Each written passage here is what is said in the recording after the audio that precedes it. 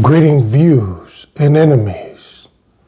Once again, the Lord Jesus Christ has given you another opportunity to repent of your sins, come back to Him willingly, not by force, but to volunteer to give yourself back to Him. Many people are struggling with the Word of God, with taking Him very seriously. Many people pick out of the holy Word of God what they believe, what they trust, what they stand on. And when you don't stand on everything, it causes you to have unbelief. But before we move on in this message, we tell all our views and we tell our enemies to close your eyes and bow your head. Father, in the name of Jesus Christ, Lord, we thank you for blessing all of us to be here. Thank you that my enemies are here once again to hear the truth of God, to witness you as the Messiah. Father, Lord Jesus Christ, as I decrease, increase in me and speak through me as you always have, with all truth, through the Holy Spirit and all power, let the word of God profit those who hear. In Jesus Christ's name, let us all say, Amen. The struggle that many people in the world, even people who call themselves Christians, have you noticed there's something that is going on with their faith walk? There's a struggle in many views and bishops and priests and all these religions, they struggle. And they're not knowing that they are struggling until they come against the truth of God. And when some of you views, you listen and hear the word of God for what it is, that's when you begin to develop rebellious. Nah, that ain't true. Unbelief starts to enter into your spirit, your heart, and your mind. Now, I don't really blame you, but I blame the minister, your pastor, your shepherd, who is over the sheep. But when you don't study to show yourself approved, according to the holy word of God, you will be held accountable for any unbelief that you have. And this can cause many of you who believe to hold the truth of God sincerely, who believe to walk sincerely, who believe that you are doing the will of God faithfully. But there's something that's missing. You're not completely believing all what is written in the Word of God. I want you to turn with me. We in the epistle of Paul. We going into Hebrews. Let's go to chapter 4. No, chapter 3. Let's go to verse 19. And it says, so we see that they could not enter in because of unbelief. Many of you are missing the promises of Jesus Christ. Now, you may have other people who may help you, but is it God helping you through these people? Or is it that you is with unbelief people who know other unbelief believers who say they are, who is able to communicate to other people with different resources? Make it seem like God getting the glory. But as you continue on with not believing all what is written in the Word of God, you can miss out on your departure, on you having everlasting life with Jesus Christ, the Messiah, because of your unbelief. Now, many of you may be saying, how do I have unbelief? Whenever you, especially your pastor, these colleges, seminary schools, whenever they go against the Holy Scripture of God, it's unbelief. So when Jesus tells you people that you cannot divorce and remarry, some of you say, okay, I don't believe that. So how are you supposed to uphold the things of God when you is dealing with unbelief? But you believe for this. You believe for that. But when it comes to this, in your heart, it's hardened with unbelief. How are you able to be a witness and you have a problem with the Word of God?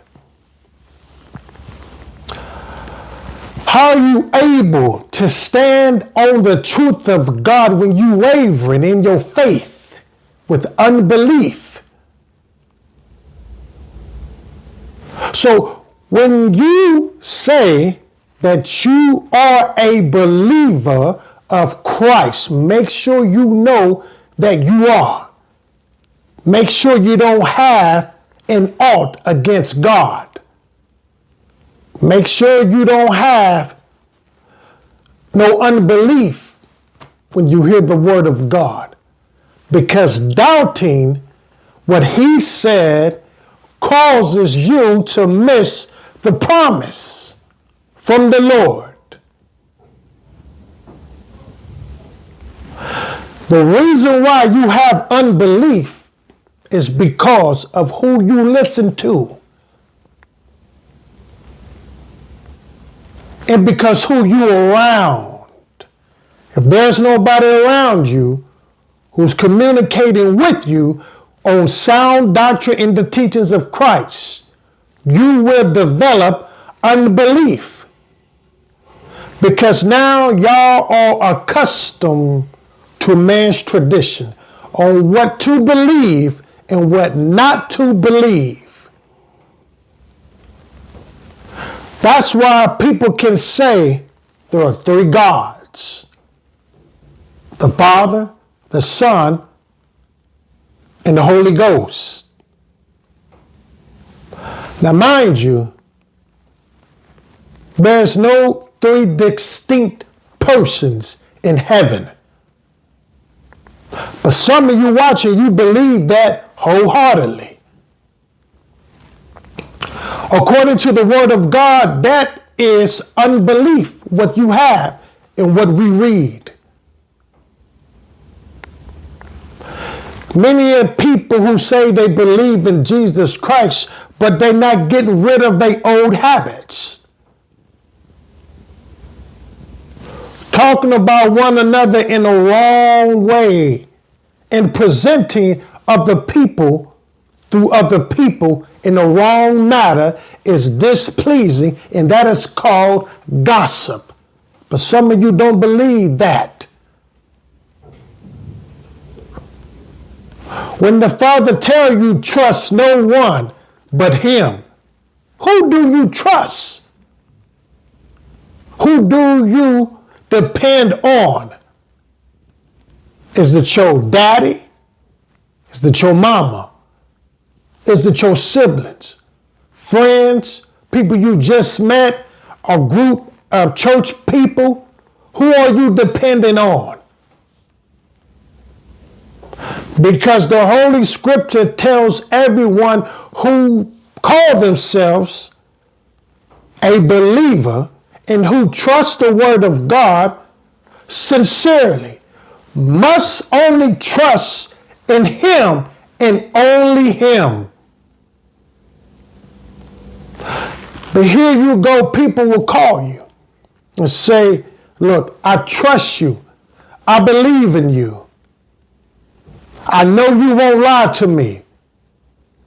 You're a fool.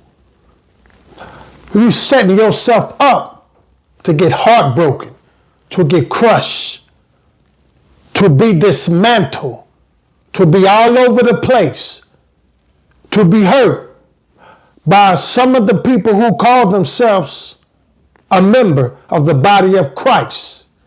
You're looking to get hurt. Because if you don't study and if you don't feed yourself with the Word of God, you'll fall for anything. And when you at the point of falling for anything, you don't know who you are. You're willing to step out of your first love. That's why it's so important, viewers, that you not get around unbelief people. It is contagious. If the Lord tell you that to study to show thyself approved unto God, a workman that needed not to be ashamed, rightly dividing the word of truth. But some of you will say, I need to be with a group of people to study. I need to go to a Bible college to study with the professors.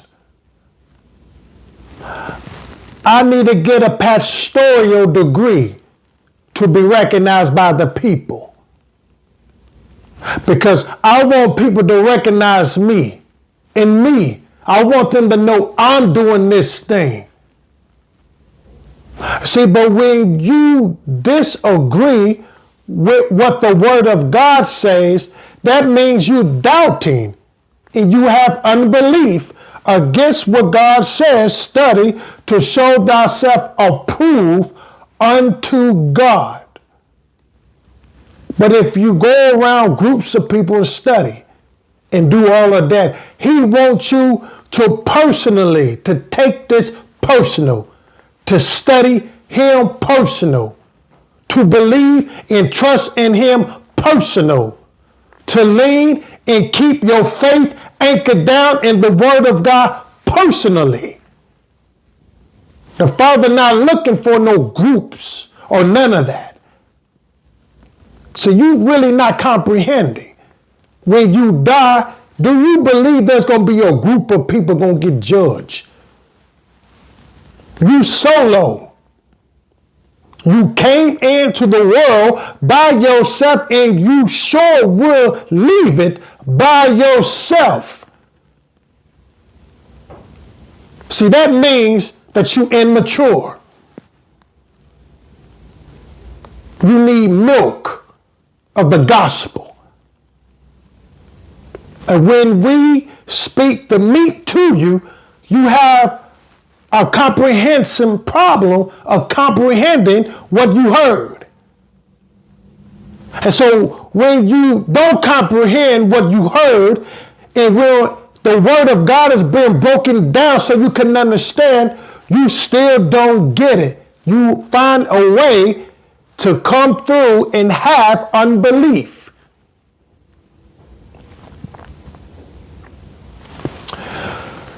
When people test, people do test people for what? To see if they loyal. That don't make any sense. It's either you're going to keep your word or either you're not. But they got this thing going on to see if this person can hold what they say. Now, some of these things that people are doing is childish. It's immature. But this is what they doing with a childlike mind. I must see if I do this and say this. If this person do this, that means they can't be trusted. Look, the things you people think and how you come up with these worldly man tradition examples shows on how you is far away from the teachings and knowing and obeying Christ. Mentally, you say you there. Spiritually, you're not. Physically, you say you ready. Spiritually, you wavering in your faith. Continuously, people are stumbling and they walk with Christ. Because when God tells you that let the woman learn in silence with all subjection, what do you see the woman doing?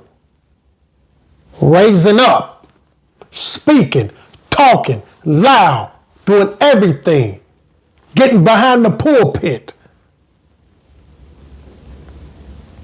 But see, people have this thing that they're going to take what they're going to take from the Bible and hold on to it. People will believe certain things in the scripture. But when it comes to, but I suffer not a woman to teach, nor to usurp authority over the men, they battle with this. That's when they say, what a man can do, I can do. But what does the word of God say?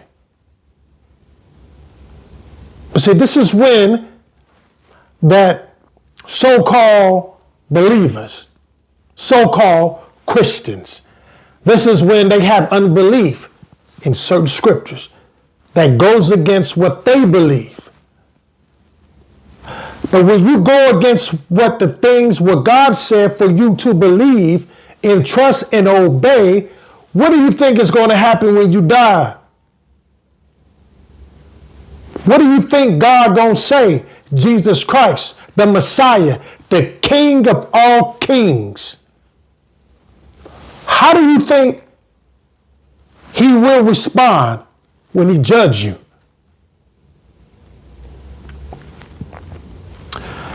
Many people say, especially the colleges and the cemetery schools, and you have many people and pastors and bishops and some apostles, some fake ones, but we have some true apostles who are living in our time.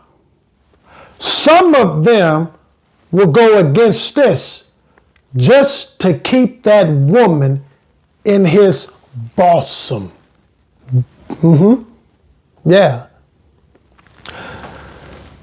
Men and women in the church, they will have sex with the man or the woman based on their title.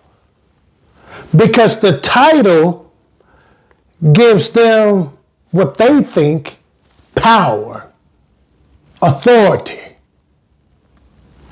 Whatever they say, you have to do it, or either face the board, and the board will make a decision writing you up to giving you a warning to don't disobey or be disobedient when the order is given for one of the high priests.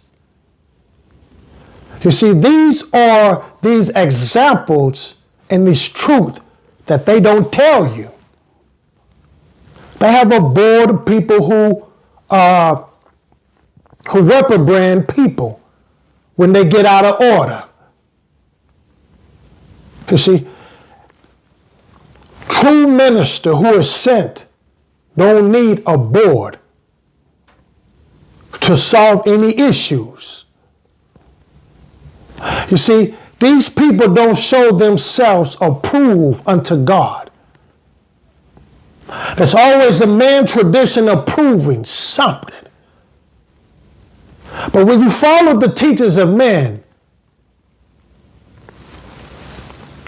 it causes you to disobey, to dishonor, to dispute, and to fight against the truth of God. Following Christ, you're going to hit a couple people. What I mean is, you're going to come up against the enemy. Because the enemy has their philosophy. They have their own truth. Even though they're reading from the Word of God, but they twist it. And they add to it. But as you come in contact with these type of people, there's a spiritual war for souls. And Satan knows if he can get you to doubt one thing, he got you. He's causing you now to doubt and have unbelief. Unbelief to the people from Egypt. They had unbelief. That's why they could not make it over to the promised land. They were 40 years roaming around because of unbelief. And many of you have questioned yourself, why am I not healed? Why do I not have a steady job? Why I'm steadily going downwards? You have to check who you are. You have to see, do you have the same Spirit of Christ in your temple?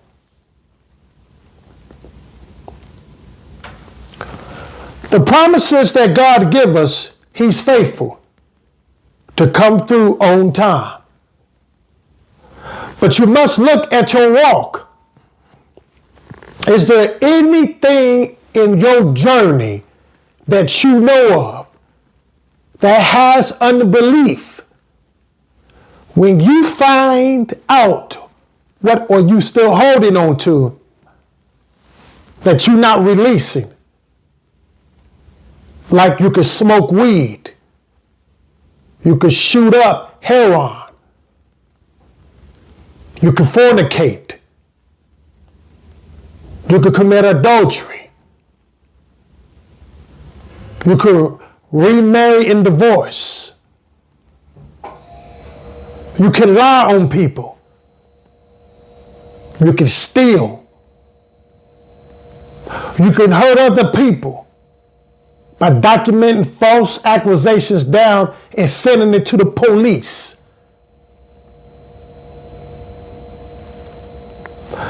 These things and many more, these have unbelief. And when you don't believe that you can't do these things, how do you think that your walk is with Christ? Many people say they can listen to jazz, R&B, rap music from the 90s.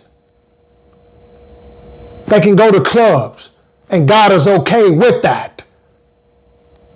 There's nowhere in the Holy Word is God okay with sin. The Holy Word says, come out from among them.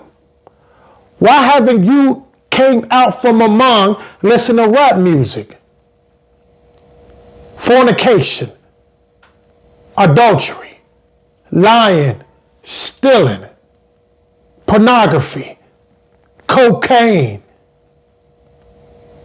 You got to come out from among those things. And when you come out from among those things, what will happen? That you believe what is written, and you will no longer have unbelief. Father God, in the name of Jesus Christ, Lord, we thank you for this day. We thank you for the truth that you have given us. May those who are listening, Father, may the word of God profit them and cause them to take heed and to show thyself approved unto you. Father, help those who are coming back, who are laboring in the gospel with no pay. In Jesus Christ's name, let everyone say, amen. Views and enemies. Before we leave, there's many things that go on. You go through life. You hang around people. You listen to things. TV, movies, sitcom shows, TV shows with what they call it real life. As you listening to these people, they also have their opinion on what they view about life and about what you should do. Now, you may think that it's just entertainment. Satan's delusion and his deception is not entertainment. It's to lure you more and more away from Christ, to keep you living in unbelief. So don't find yourself continuously being pulled and thinking that it's entertainment. But in the midst of all that, it's to turn you away from Christ so you can remain in unbelief.